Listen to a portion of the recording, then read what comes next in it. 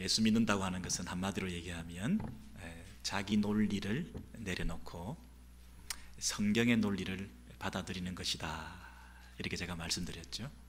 자기 생각과 주장, 논리, 자기 생각의 이치를 개발하고 그것을 내세우고 그것을 주장해 나가고, 그 자기 논리를 따르는 사람들을 규합하고 또 추종자를, 그리고 그들을 통해서 세력화되고 또 권력이 장악되고, 그런 식의 어떤 그 정치 문화가 형성되는, 그 논리가 가지고 있는 힘을 악용하지 말고 자기 논리를 내려놓고 성경적인 논리를 그대로 받아들여서 하나님께서 말씀하시는 그 말씀의 이치를 따라 내 생각을 내려놓고 순종해 나가는 것이다. 그것이 예수 믿는 것이다 그랬습니다. 여러분, 그런 면에서 오늘 또 한번 논리가 반갑습니다. 그죠? 반갑다 논리야. 그래서 성경이 주시는 그 생각을 따라서 깨달아 간다는 것이 얼마나 기쁜지 모르겠습니다. 성경이 말씀하시는 그 생각의 이치를 따라서 내가 계시 의존적인 사색을 하게 되었다는 것이 얼마나 감사한지 모르겠습니다. 그냥 내 생각을 막 개발하는, 내 이성에 바탕한 우리의 신학이나 학문이나 신앙생활이나 우리의 인간관계가 아니라 하나님께서 주신 말씀, 계시되어진 그 말씀에 철저히 의존해서 내 생각을 펼쳐나가는 것, 계시 의존적 사색이다. 그래서 오늘도 이 말씀 한 절이 우리에게 주어졌는데, 이 말씀이 주는 그 논리가 뭔지, 그 말씀을 잘 새겨서 그 말씀이 주시는 확신을 가지고 그 말씀이 주시는 위로를 힘입고 그 말씀 때문에 살고 그 말씀이 나를 살리는, 그래서 내가 살아난 이 감격을 가지고 이 말씀을 통해서 다른 사람도 살리는 이런 사역자로 우리가 부름받는 그런 놀라운 충격적인, 획기적인, 여러분 인생의 큰 전환점이 되는 그런 역사가 이 아침에도 있게 되기를 바랍니다. 여러분 32절 말씀 한번 다시 보시죠. 자기 아들을 아끼지 아니하시고 우리 모든 사람을 위하여 내어주신 이가, 여기까지 첫 구절입니다. 첫 구절. 그 다음에 뒷구절, 두 번째 구절은 어찌 그 아들과 함께 모든 것을 우리에게 은사로 주지 아니하시겠느냐 그랬습니다.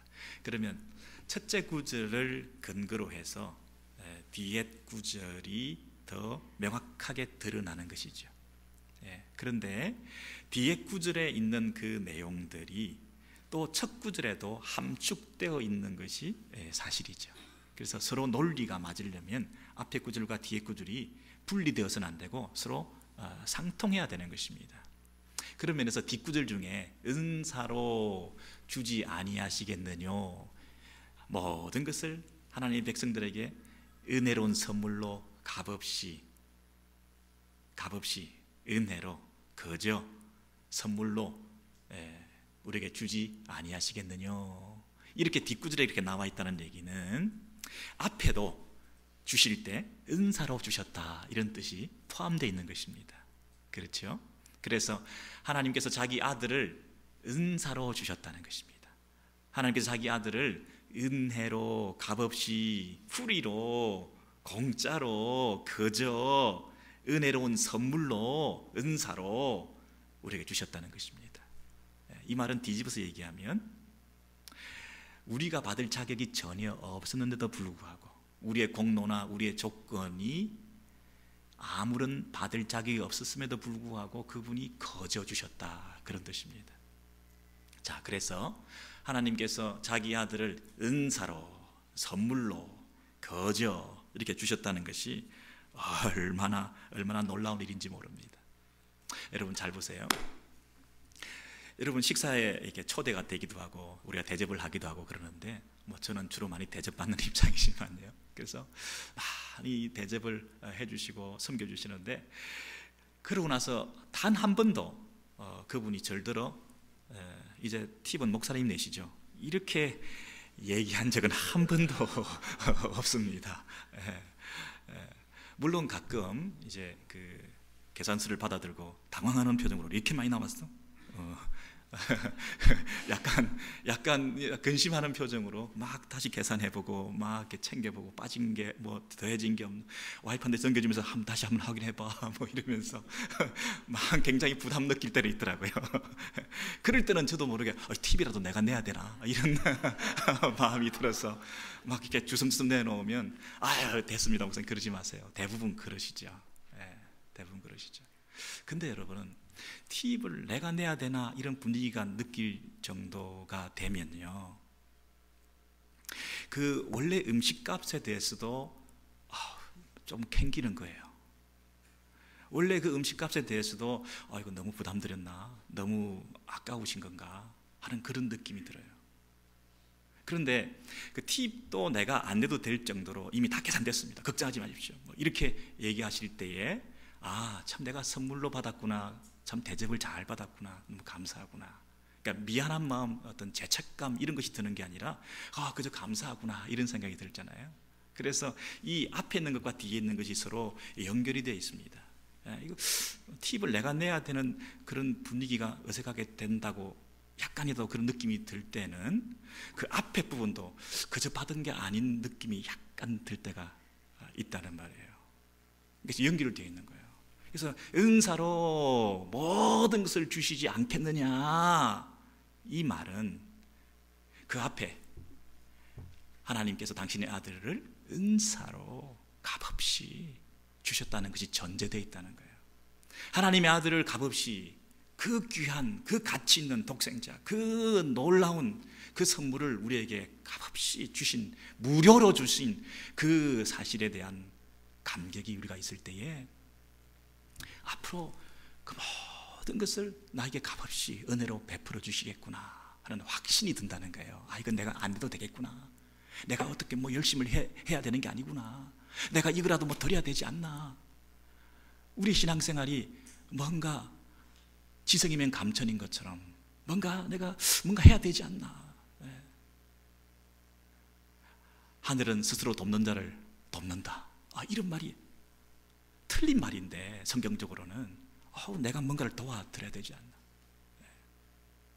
내가 받은 그 구원의 은혜가 얼마나 큰 것인지 값없이 은사로 그 하나님의 아들을 하나님께서 우리에게 주신 것에 대한 그 뜨거운 감격과 감사가 우리 속에 없을 때에, 확신이 없을 때에 은사로 모든 것을 주시지 않겠느냐, 이 부분도 와닿지 않는 거예요. 설마 그럴까, 내가 뭔가 해야지.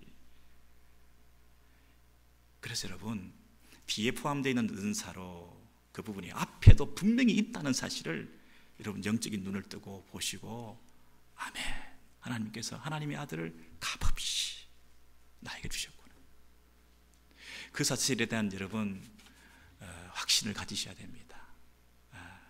내가 뭔가를 주섬주섬 내놔야 된다고 하는 그런 의식이, 생각과 그런 느낌이 드는 것은 벌써 여러분이 하나님의 은혜가 얼마나 큰 것인지를 아직도 모르는 채 신앙생활을 하고 있다는 거예요. 얼마나 큰 것을 받았는데 내가 뭔가를 더 해야 되겠다고, 그래야 구원이 보장되겠다고 그런 생각이 드는 것은 여러분이 받은 첫 번째 그 은혜가 뭔지를 아직도 깨닫지 못했다는 거잖아요. 여러분, 논리가 통하십니까? 이 논리를 가지고 여러분에게 지금 설득해 가는 것입니다. 여러분, 사람들은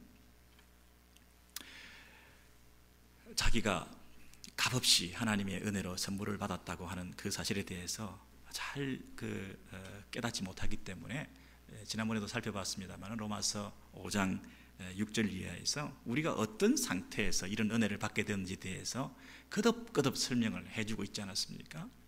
우리가 아직 연약할 때에, 우리가 강하고 힘이 있고 가치 있고 우리가 괜찮은 사람일 때가 아니라 우리가 연약할 때에 100번을 울려보십시오. 제가 미동이나 갖다 가나 어떤 상황에 있어도, 어떤 문제를 닥쳐도, 어떤 미저러블한 상태에도, 어떤 무가치한 상태에 있다 할지라도 우리가 연약할 때에도 하나님께서 버리지 아니하셨어요. 나가라고 하지 않았어요. 하나님 끝까지 책임지셨어요. 하나님 끝까지 인내하셨어요. 그에게도 하나님께서 사랑을 베풀어 주셨다는 것입니다. 우리가 연약할 때도, 그리고 우리가 죄인 되었을 때도, 우리가 의롭고 경건하게 살았기 때문이 아니라 우리가 죄인 되었을 때도 하나님께서 당신의 아들을 우리에게 주심을 통해서 우리에게 대한 자기의 사랑을 확정하셨느니라. 데몬스트레이션 했던, 완전히 하나님의 사랑이 어떤 것인가 하는 것을 세상에 드러내 만천하에 보여주셨다는 겁니다. 이야, 이것이 하나님의 사랑이구나. 어떤 사랑? 우리가 자격이 있고 조건이 있고 모든 것을 갖추었을 때 하는 그 사랑이 아니라, 우리가 아무 자격이 없었을 때도, 우리가 죄인 됐을 때도 하나님께서 당신의 아들을 죽이신 그것이 하나님의 참 사랑이라는 거죠. 우리가 원수 되었을 때도 그의 아들의 죽으심으로 말미암아 하나님께서 우리와 화목하게 하셨다. 이런 관계가 좋았을 때 사랑하는 게 아니라 원수 되었을 때다. 야, 우리가 구원이 필요하다는 사실을 알지도 못했을 때도, 하나님에 대한 감각이 없었을 때도, 하나님과 관계가 멀어져서 하나님을 알지도 못하고 하나님을 아버지라 부를 수도 없는 그런 상태에서도 그분은 찾아오셔서 우리의 최악의 상태에서, 우리의 최저의 상태에서, 우리가 최고로 비참한 상태에서도, 하나님과 전혀 관계가 없는 상태에서도 그분은 하나님의 아들을 우리에게 값없이 주셨다는 것입니다. 그래서 여러분, 그 하나님께서 저와 여러분을 구원하시고 하나님 자녀로 삼으시고 이제 하나님 관계를 회복해 주셨는데, 여러분이 최악의 상태에 있을 때도 하나님께서 당신의 아들을 값없이 여러분에게 주시면서 여러분을 건져주셨는데, 여러분이 지금 현재 상태에서 하나님께서 여러분들을 향한 당신의 구원 계획을 취소시키겠느냐, 좌절되겠느냐, 너를 향한 내 계획을 포기하겠느냐, 내 사랑이 식어지겠느냐, 너를 향한 나의 마음이 변하겠느냐, 너를 향한 끝없는 이 사랑의 마음이 계속될 것이다. 그것도 모든 것을 은사로 너에게 채워줄 것이다. 값없이 너를 향한 당신의 그 구원의 계획이 계속될 것이다. 이렇게 말씀하시는 거예요. 하나님의 아들을 값없이 우리에게 주셨던 그 사실, 여러분 이것에 대한 감사가 있으셔야 돼요.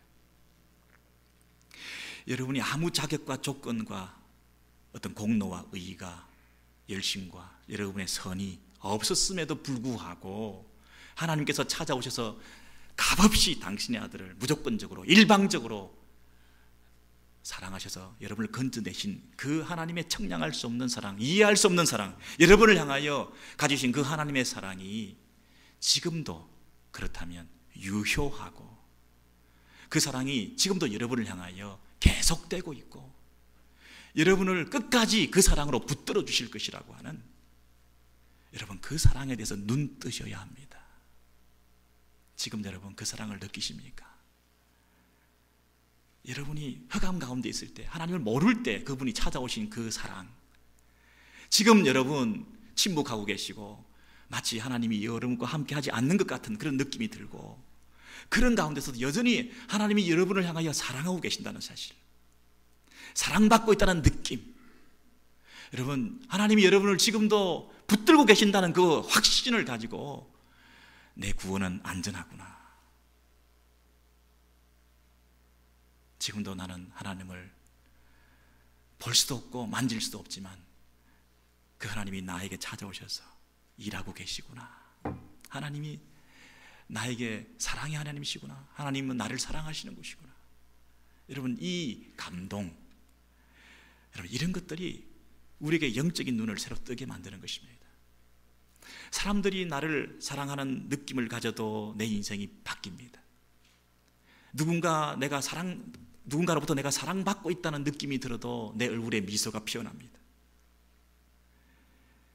그 사람의 말에 힘이 생깁니다. 그 사람의 행동에 자신감이 생깁니다. 사랑받고 있는 사람이 가지는 그 모습이 달라 보입니다. 그래서 이 사람은 더 사랑스러워지고 더 아름다워지는 사람이 되고 있습니다. 여러분 하나님께서 하물며 여러분을 사랑하신다, 이 말씀의 근거에서, 이 성경 말씀의 논리로 하나님께서 지금 여러분을 사랑하고 계신다는 그 사실에 대한 확신을 가지십니까 여러분? 사랑받고 있는 느낌을 여러분 가지실 수 있으십니까? 더 사랑스러워지십니다.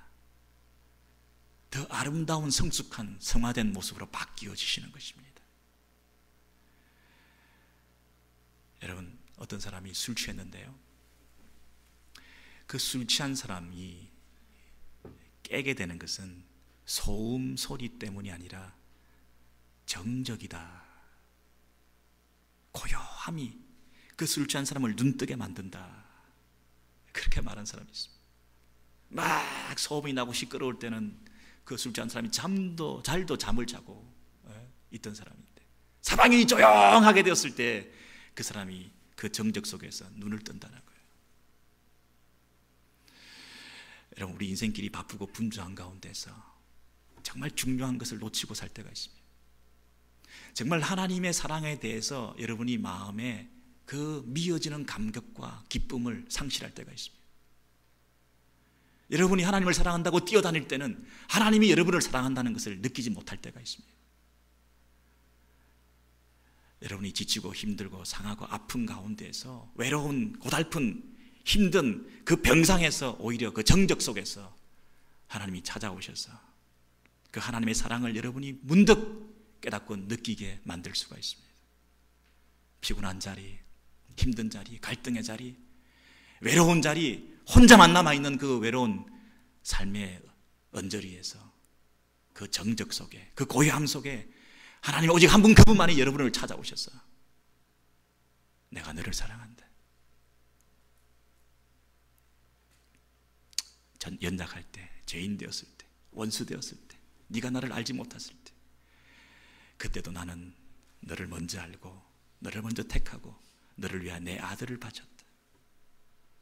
지금도 그 사랑으로 값없이 아들을 너에게 준 내가 아들과 함께 모든 것을 값없이 너에게 주지 않겠느냐?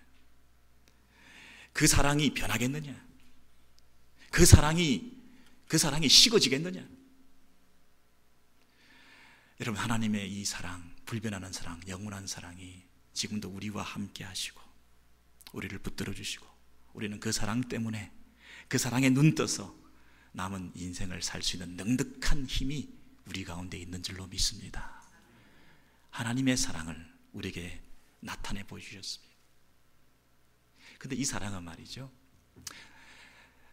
다시 8장 32절로 가시면 뭐라고 얘기를 하냐면, 자기 아들을 아끼지 아니하시고, 여러분, 자기 아들을 아끼지 아니하시고 그 아들을 주셨다 할 때 이 성경 구절 속에서 어떤 성경 구절이 연상됩니까? 그 아브라함이 이삭을 바칠 때 하나님께서 그 아브라함에게 뭐라고 얘기를 하셨죠? 네가 네 아들을 아끼지 않고 나한테 주셨다. 그 대목 기억나시죠? 네. 우리 창세기를 한번 가보시죠. 창세기 22장에 보시면 여호와께서 이르시기를 내가 나를 가리켜 맹세하노니, 하나님보다 더 크신 분이 없는 거예요. 그러니까 하나님은 자기 자신을 가리켜 맹세할 수밖에 없는 거죠. 그래서 하나님이 자기를 가리켜 맹세하시기를 네가 이같이 행하여 네 아들 네 독자를 아끼지 아니하였은즉, 아끼지 아니하였은즉, 영어 표현을 보십시오. 네 독자를 아끼지 아니하였은즉, withhold, 이게 유보한다, 보류시킨다는 거예요. 내가 세이브 해놓고 있다. 내가 이 포스트폰하고 뒤로 미루고 있다. 안 내놓는다는 거죠. 여러분, 아끼는 거, 귀한 것들은 선뜻 내놓지 않고 뒤로 미루고 있고, 가지고 있고, 유보하고 있고, 보류시켜 놓고 있고, 그거 아닙니까? 아끼지 아니하고 내어놨다. 그래서 아까 다시 원래 표현으로 돌아가시면, 부정적으로 아끼지 아니하시고 이렇게 말했지만 긍정적으로 표현하면 내어주시니가 그랬죠. 수동적으로 아끼지 아니하시고 했지만은 능동적으로는 내어주시니가 이렇게 했죠. 아끼지 아니하시고 내어주시니가, 보류하지 않고 홀드하고 있지 않고 내어주시니가, 자기 아들을. 여러분, 우리는 아끼는 것들을 움켜쥐고 있게 마련이고 끝까지 붙들고 있다가 간신히 내어놓을까 말까 하는데 말이죠, 우리 하나님께서는 어떻게 하셨다고요? 가장 아끼는 것을, 가장 귀한 독생자를 어떻게 하셨다고요? 유보하지 않고, 유보하기는커녕 내어놓으셨다는 거예요. 내어놓으셨다는 거예요. 붙들고 있는 것이 아니라요, 감추고 있는 것이 아니라요, 뒤로 미루고 있는 것이 아니라 아끼기는커녕 내어놓으셨다는 거예요. 여기에 하나님의 사랑이 실려 있는 것입니다. 저와 여러분을 향해서 그분이 보이신 적극적인 능동적인 그 사랑, 자신의 몸을 던지시고 자기 인생과 생명과 모든 것을 다 바쳐서 우리에게 내어주시는 그 사랑. 여러분, 이 사랑이 여러분에게 지금 전달되기를 원하는 거예요. 하나님께서 일하고 있지 아니하시다고요? 하나님이 소극적이시고 방관적인 자세로 발장을 끼고 계신다고요? 하나님은 액션을 하지 않고 그냥 이념적인 관념적인 이론적인 하나님이시라고요? 하나님 역사를 떠나서 저 멀리 혼자 초월적인 존재로 계시는 분이시라고요? 하나님께서 아끼기는커녕 여러분에게 내어주십니다. 역사에 개입하셨습니다. AB와 BC를 나누어 놓으신 분이에요. 여러분 인생사에 그분에게 뚫고 들어오신 분이에요. 여러분 속에 믿음을 심어주신 분이세요. 그래서 여러분을 변화시키는 거예요. 자기 아들을 아끼지 아니하시고. 근데 여러분, 이 이사야서 53장의 이 부분을 이렇게 설명하죠. 그는 하나님에게 맞으며 고난을 당한다. 여러분, 예수 그리스도가 십자가에 달려서 죽으시는데 우리가 객관적으로 볼 때 사람들이 뭐라고 얘기하냐면 하나님에게 저 맞는 거 봐라, 하나님에게 맞는 거 봐라, 하나님에게 칼로 내리침을 당하고 채찍질을 당하고 십자가에 달려 죽는 걸 봐라, 하나님이 행동하는 거죠 지금. 그런데 사람들은 뭐라고 생각했습니까? 자기가 지은 죄 때문에 자기가 징벌을 받아서 자기가 벌을 받아서 하나님에게 당하는 것이구만, 이렇게 생각을 했잖아요. 그런데 그게 아니라 그가 찔림은, 그가 상함은 우리 죄악을 인함이라. 우리의 문제, 우리가 당해야 될 징벌. 그래서 그가 채찍에 맞고 그가 징계를 받음으로 우리가 나음을 입었다. 여호와께서는 우리의 죄악을 그에게 담당시켜줬다. 여호와께서 그로 상함을 받게 하시기를 그분이 원하셔서 그분께서 그 뜻을 이루시고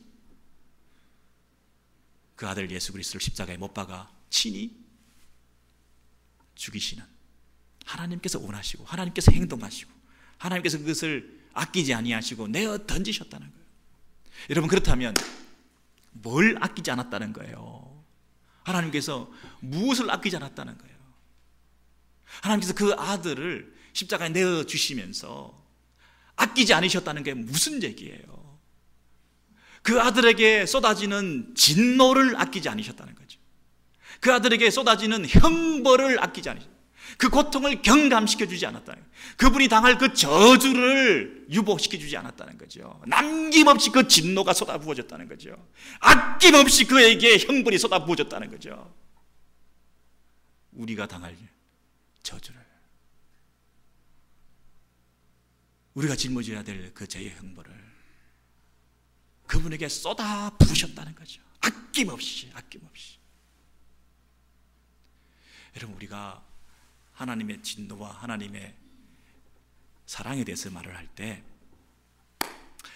진노하시는 하나님, 공의로우신 하나님, 심판의 하나님, 분노하시는 하나님, 이 부분이 많이 드러나면 하나님의 사랑이 약화되고 하나님의 사랑을 강화시키기 위해서는, 하나님의 사랑의 교리를 더 드러나게 하기 위해서는 하나님의 진노를 덮어둬야 되는 것처럼 하나님의 진노에 대해서 너무 부각시키면 하나님의 사랑이 약화되는 것처럼 이렇게 잘못 생각할 때가 있잖아요.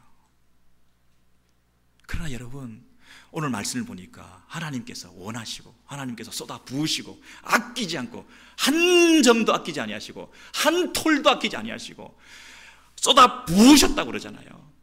하나님께서 아끼지 아니하시고 내어 던지셨다고 그러잖아요. 그분이 친히 채찍질하셨다고 하잖아요. 여러분, 자기 아들을 아끼지 아니하시고 내어 주시기까지 하시면서 철저한 진노와 죄의 형벌에 대한 심판을 통해서 그만큼 우리를 사랑하셨다는 거예요. 우리를 철저히 구원하시기 위해서, 우리를 완전히 사랑하시기 위해서, 우리를 친히 값없이 온전히 우리의 공로, 우리의 자격 하나도 보지 아니하시고 값없는 하나님의 사랑에 그 놀라운 구원을 이루시기 위해서 그분의 모든 대가를 다 지불하셔야 되니까 그분이 철저히 진노받으시고 우리 모든 인생의 죄의 문제를 다 짊어지시고 그를 십자가에 내어 던지셨다는 거예요. 이것이 하나님의 사랑이라는 거예요. 하나님의 공의와 하나님의 사랑이 충돌하는 것이 아니라 하나님의 공의의 철저함을 통해서 하나님의 사랑을 데몬스트레이션 했다는 거예요. 우리가 죄인 되었을 때에 그 아들을 내어주심을 통해서 하나님께서 우리를 사랑하셨다는 거예요. 온전한 사랑, 완전한 사랑, 영원한 사랑. 여러분, 이 사랑에 여러분 그 감동이 있으십니까? 하나님이 이렇게 여러분을 철저히 완전히 영원히 사랑했다는 그 하나님의 사랑에 대한 감동을 가지십니까? 세상적인 사랑, 배우자의 사랑, 이성간의 사랑, 부모의 사랑, 그게 목말라 하실 것이 아니라 하나님이 이렇게 영원히 온전하게 우리를 사랑하시고 그 사랑이 지금도 나에게 유효하고 그 사랑이 결국 나를 끝까지 끌고 갈 것이고 그 사랑 때문에 나를 구원하시고 이 사랑은 결코 변함이 없는 것이다. 여러분, 이 사실에 대한 이 논리가 여러분에게 전달되십니까? 여러분 속에 이 말씀이 주는 믿음이 싹트고 계십니까? 이 말씀 때문에 여러분이 앞으로는 구원의 확신에 대해서 흔들림이 없이 어떤 상황 속에서도 하나님 나를 사랑하신다, 나도 이 하나님을 사랑하리, 내 생명 다하여 나에게 그 놀라운 사랑을 베풀어 주셨는데 무자격한 자에게, 죄인된 나에게, 아무 공로 없는 나에게 값없이 나를 온전히 구원하시기 위해서 철저히 당신의 아들을 십자가에 내어 던지시면서 아끼지 아니하시고 그분이 온갖 형벌과 저주를 다 받으심으로 나를 살려주셨는데 나도 그분을 향한 헌신에 온전함이 있어야 되겠다. 나도 그분을 향한 충성심에 적당주의는 없어져야 되겠다. 내 시간과 마음과 물질을 바쳐서 주를 위해서 헌신한다고 하는 그 말에 고백이 부끄럽지 않은 내 삶이 따라야 되겠다. 교회 앞에서 사람들 보는 데서 하는 그 헌신의 그 흐느적거림이 아니라 내가 혼자 있을 때 내 하나님 앞에서 내 마음을 지키는 충성되고 거룩한 삶을 살아가는 내 인생길에 새로운 전환점이 있어야 되겠다. 내 삶에서도, 내 경건함에 있어서도, 내 사역에 있어서도, 내가 하나님의 백성으로 살아가는 우리의 모든 삶의 자락에서도 온전함이 있어야 되겠다. 철저함이 있어야 되겠다. 확실한 순종이 있어야 되겠다. 여러분, 이런 사랑의 고백이 오늘 저와 여러분 가운데 있게 되기를 바랍니다. 이 사랑을 우리에게 베풀어 주신 하나님께서 세 번째로 우리에게 뭐라고 말씀을 해주시느냐면요, 모든 것을 우리에게 또 주신다, 이렇게 말씀하셔요. 하반절에 보시면 8장 32절에 보시면요, 자기 아들을 아끼지 아니하시고 우리 모든 사람을 위하여 내어주신 이가 어찌 그 아들과 함께 모든 것을 우리에게 은사로 주지 아니하시겠느냐. 그런데 이 8장 32절에 나오는 그 모든 것을 주신다고 하는 것은 28절과 관련되어 있는 거죠. 잘 아시는 8장 28절에 하나님을 사랑하는 자, 곧 그 뜻대로 부르심을 입은 자들에게는 모든 것이 합력하여 선을 이루느니라. 모든 것이 합력하여 선을 이룬다 할 때 그 모든 것이 이제 우리가 구원받고 난 다음에 그 아들과 함께 모든 것을 우리에게 주셔서 그 모든 것을 은사로 받아서 그 하나님의 은사를 통하여 합력하여 선을 이루어가는 그 일에 소용된다, 이렇게 말하지 않습니까? 여러분, 그런데 그 모든 것 앞에 뭐가 있습니까? 그 아들과 함께 모든 것을 우리에게 주신다. 논리를 잘 보십시오. 그 아들을 주셨습니다. 첫 번째 구절에서 그 아들을 값없이 우리에게 선물로 주셨습니다. 근데 두 번째 구절에서는 그 아들과 함께 모든 것을 주신다. 그러면 두 번째 구절과 첫 번째 구절의 그 무게가 어떻습니까, 여러분? 모든 것을 주신 분인데 그 모든 그 예수 그리스도를 우리에게 주신 분이신데, 그러면 예수 그리스도와 함께 모든 것을 주시지 않겠느냐라고 할 때 어느 것이 더 무겁습니까? 여러분, 무한대가 있습니다. 이 무한대에다가 모든 것을 더하면 무한대보다 무거워지나요? 무한대에다가 이 인피니티에다가 everything을 다 더하면 그 무한대가 더 커지나요? 무한대에다가 모든 것을 다 빼버리면 무한대가 가벼워지나요? 무한대가 아닌가요? 하나님께서 아들을 주셨다는 거예요. 아들을. 무한대의 사랑을, 측량할 수 없는 사랑을 우리에게 주셨다는 거예요. 그 측량할 수 없는 무한대의 하나님의 사랑을 우리가 받은 자라면 나를 향한 당신의 그 손길과 그 시선과 나를 향하여 가지신 그분의 그 관심이 앞으로 그 무한대를 주셨는데 뭘 좀 더해 주신다고 해서 아까워하시겠느냐.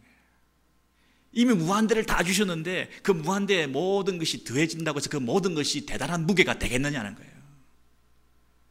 이미 무한대의 그 사랑을 받은 사람들로서는 이제 하나님께서 무한대의 그 사랑으로 모든 것을 나에게 책임져 주시고 채워주시고 붙들어 주실 것이고 함께 하실 것이다. 거기에 대해서 의심하지 말라는 거예요. 우리는 자꾸만 예수 믿고 난 다음에 예수 믿은 것은 뭐 별거 아니고 누구나 받는 거고 이제 예수 믿고 난 다음에 더 많은 것을 받아야 되는 것처럼 예수 믿는 것으로는 좀 저급하고 예수 믿는 그 외에 다른 뭐 은사도 받고 더 체험도 받고 더 무슨 능력도 받고 더 물질의 복도 받고 더 어떤 하나님의 축복이 더 있는 것이냐 그렇게 착각을 할 때가 있어요. 세컨 블레싱을 자꾸 추구하지 마세요.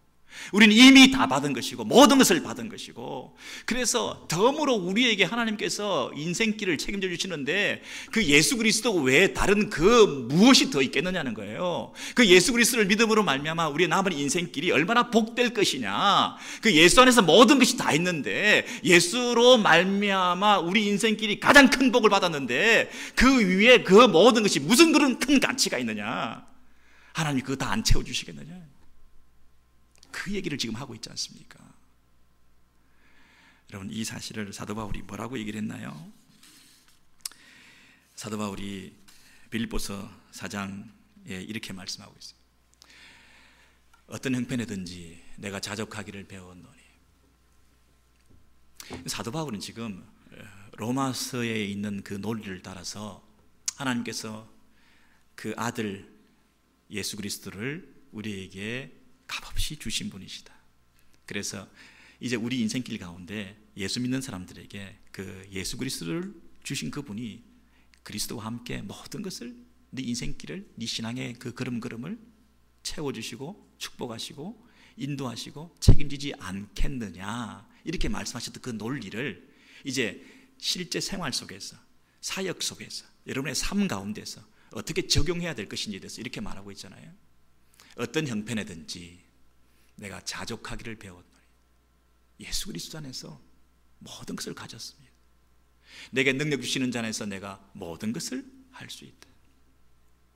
여러분 사도 바울이 지금 감옥 속에 있습니다. 그런데 감옥 속에서 내게 능력 주시는 자 안에서 내가 모든 것을 할 수 있다.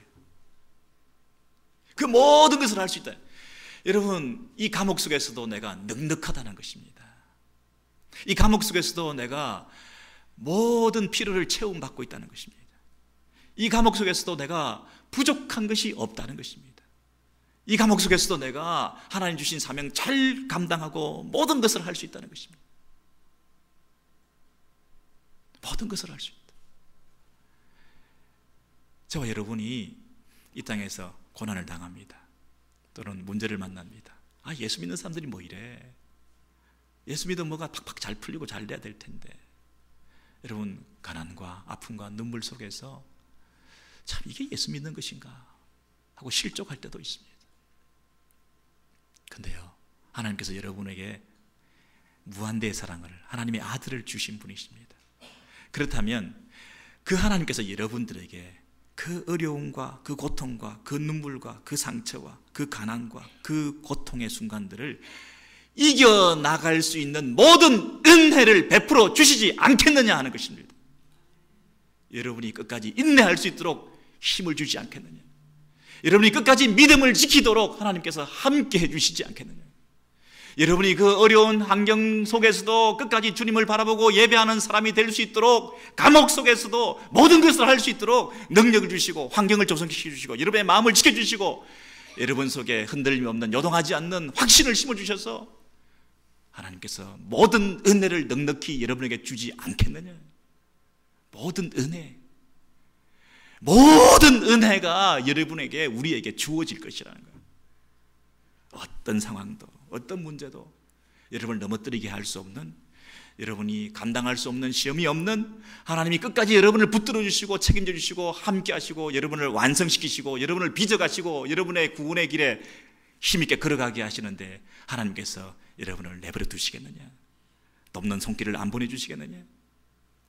하나님께서 여러분의 그 마음속에 믿음의 깊은 자리에 들어갈 수 있도록 성령의 말할 수 없는 탄식하심으로 간구해 주시는 그 기도가 응답되지 않겠느냐?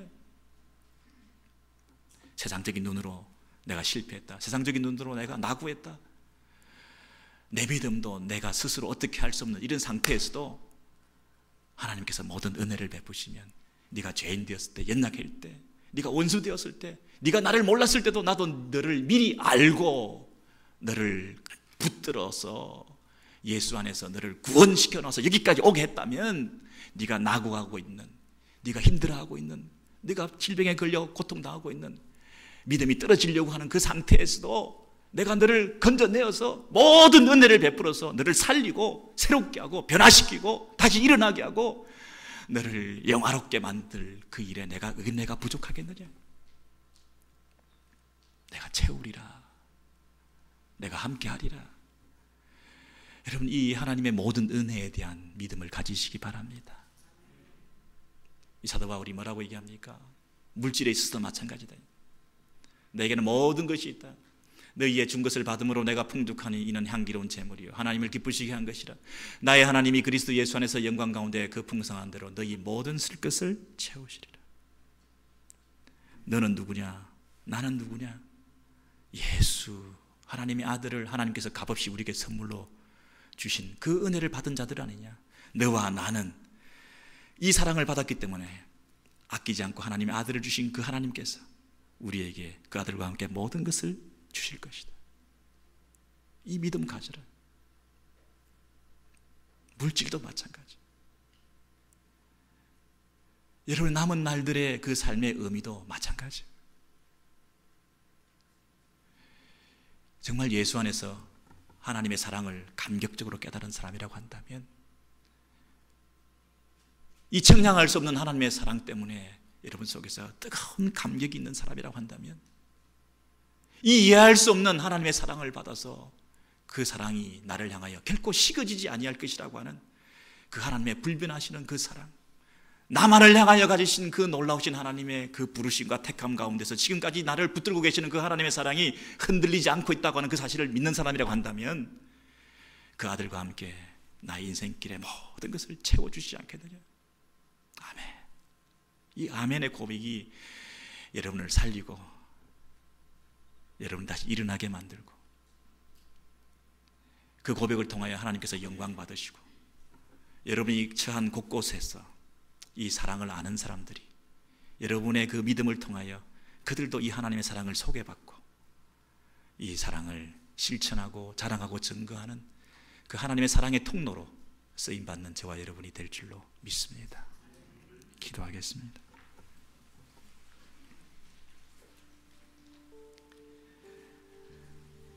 하나님이 능히 모든 은혜를 너희에게 넘치게 하시나니 이는 너희로 모든 일에 항상 모든 것이 넉넉하여 모든 착한 일을 넘치게 하려 하십니다.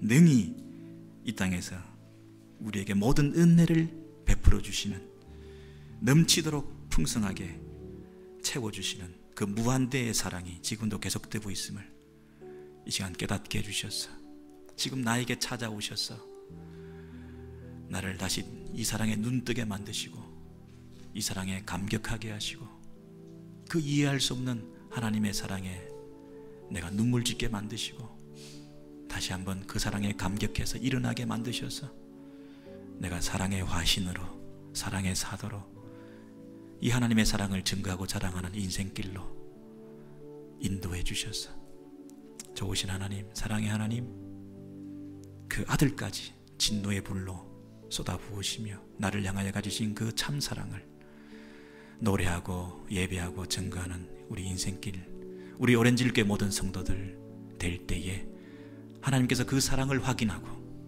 우리에게 남은 인생길 가운데서도 풍성히 넉넉히 채우시고 하나님이 사랑이심을, 우리를 향하여 변함없는 사랑을 가지고 계심을 세상 사람들 가운데 드러내 보이셔서